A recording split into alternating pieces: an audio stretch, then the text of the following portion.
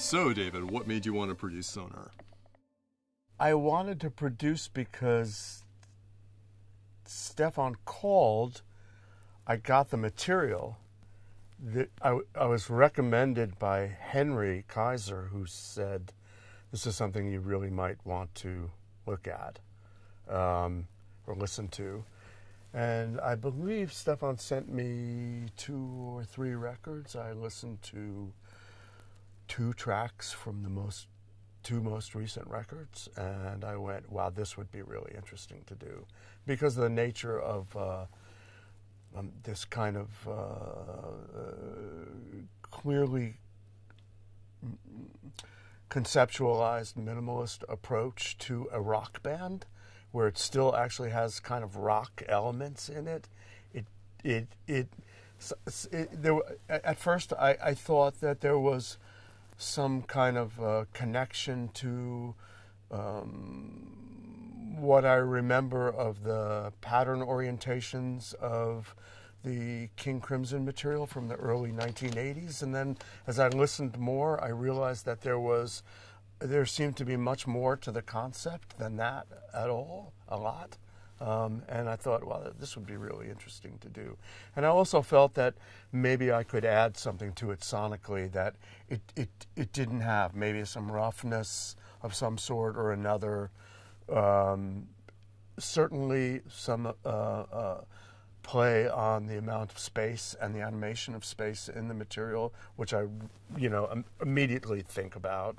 But also the roughness in this case. I thought that it might be nice to go for something a little more that felt that the energy felt more rock or something like that. Rock, I don't know, it's not even a word, fuck that. Whatever it is, that electric music thing. Yeah, good. So the sessions evolved in a fairly unique way, going from you being largely in a production capacity to now appearing on every single track. Talk about what progression has occurred across these days. Well, I'll say clearly that it ain't over till it's over.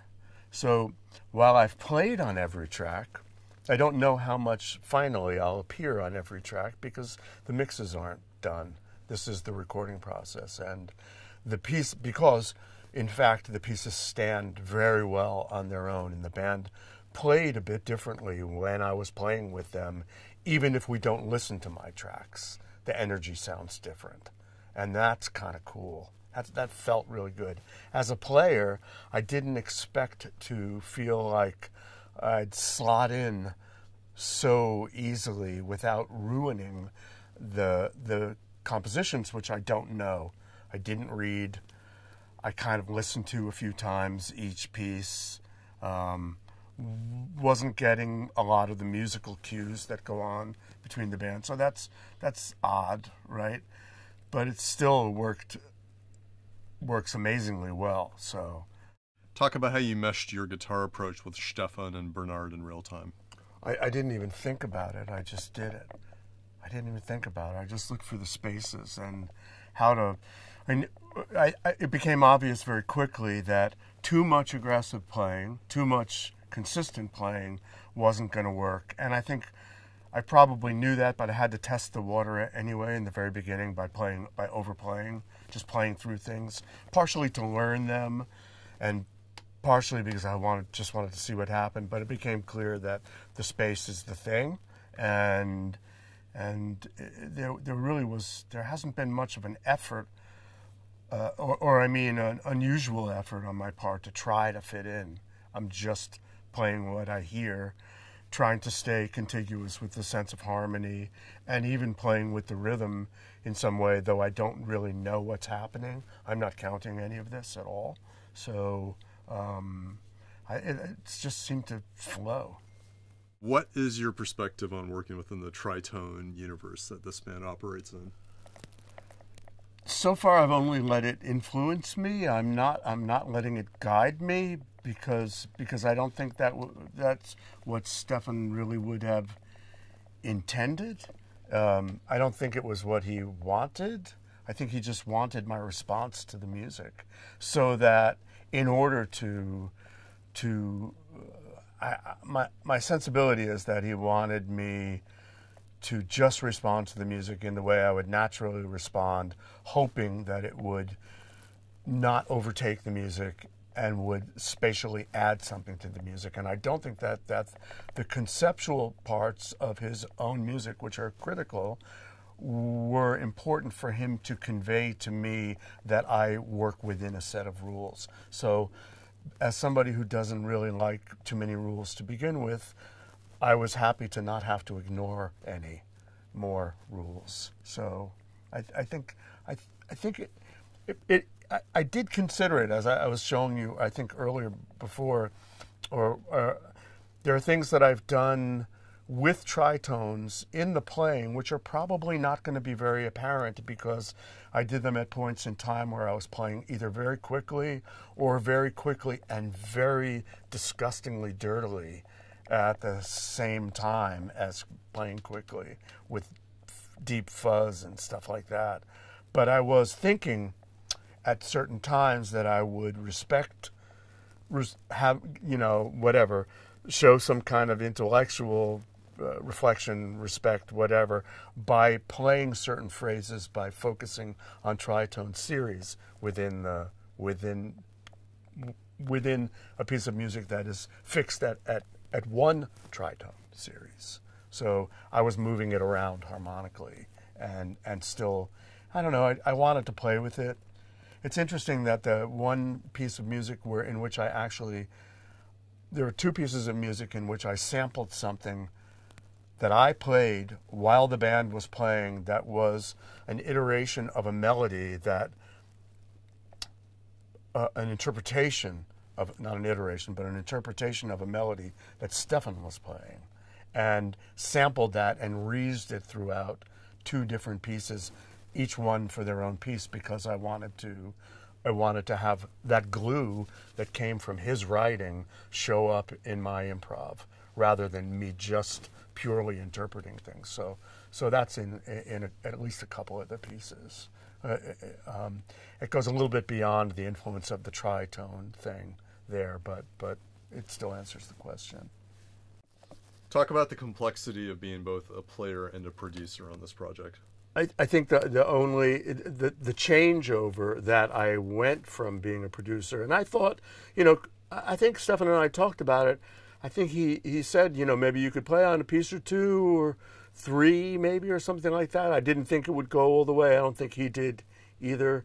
But we're at the point where we're almost done with this portion of the production, and I'm just getting used to, it's uncomfortable for me as a producer to not be in the control room.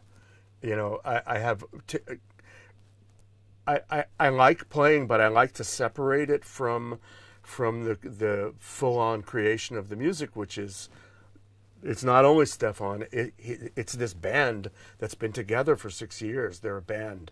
They live together. They think things together. They have friction of their own together. It's like, it's that band thing, like some weird fucked up little family that isn't like no other family. So I don't like to, it is a different headspace for me to like go out and play on every track.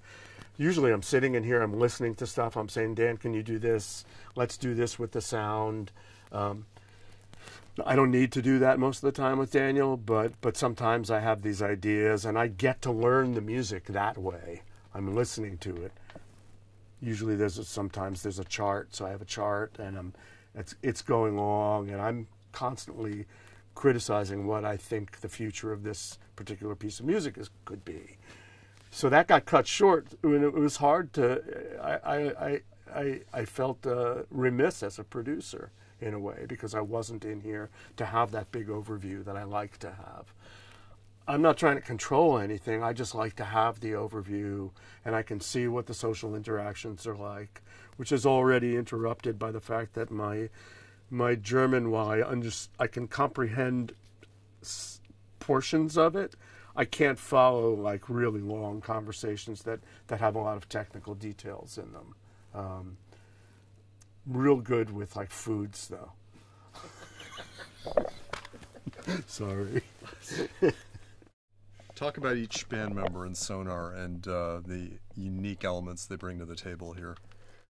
I would think that the band members would prefer in some ways to be thought of as a band than as themselves as individuals, because it is a band. They each do very different things on their own. Sonar is a thing. I'm not really aware of the different bands that everybody is in, but I know that everybody works and makes their own records. So in this context, which is the only context I know them in, A, we're having a great time. B, people are doing stellar jobs of playing some pretty difficult material that on the surface looks might sound simple to some people, but because of the nature of minimalism, but in fact is not simple, and is not simple to play, and is not simple to articulate, and is not simple to sound expressive with, and everyone is doing an amazing job. I think that, I think that Bernhard is playing the perfect foil to Stefan guitar-wise. The sounds, while not sounds that I would normally work with at the root, sound, at least in this instance, they really sound good in the room to me. I think everything sounds good in the room. Really, the rhythm section is kicking ass. It seemed to kick a little more ass as maybe some of the arrangements got a little more out of control. I think. Seems like it. Everybody has a great tone. There's been no fucking around with, oh, let's switch this to that. And in fact, we ended up, in terms of Christian's playing, we were of course going to put an amp on his sound, and we ended up not doing it because the DI sounded great. I still might do it later, but there was normally there's a desperate need to put a tube amp on on an electric bass to kind of round it out and make it come forward a little bit fuller. And so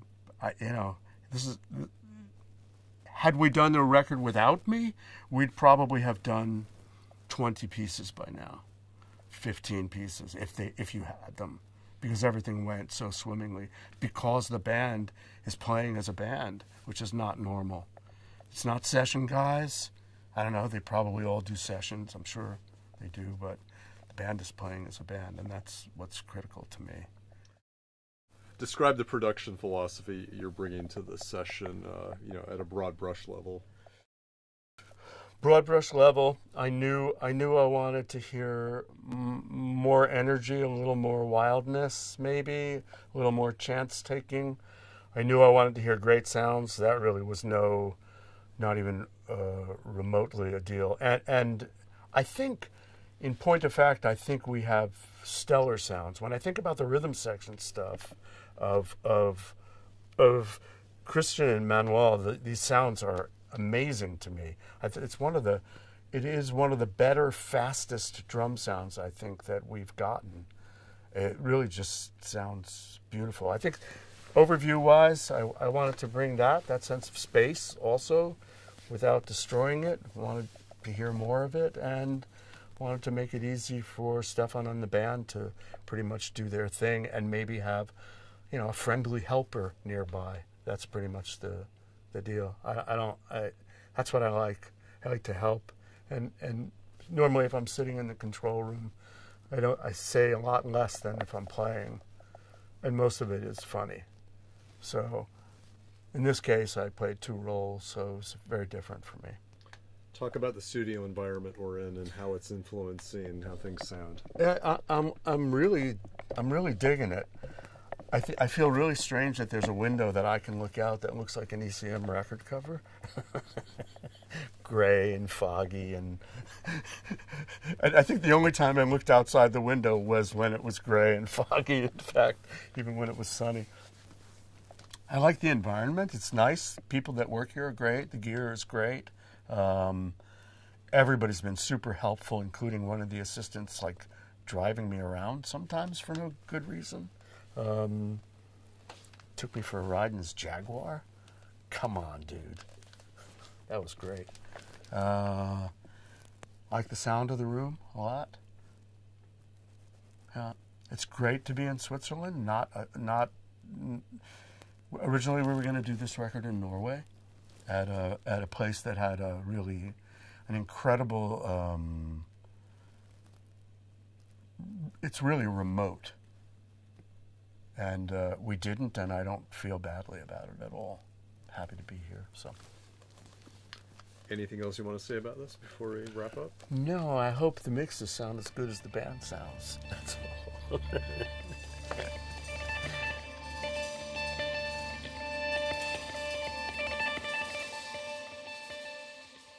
It's just a camera, that's the thing. Yes. And we never look good. Well, thank you. Thank you for that. You will look good.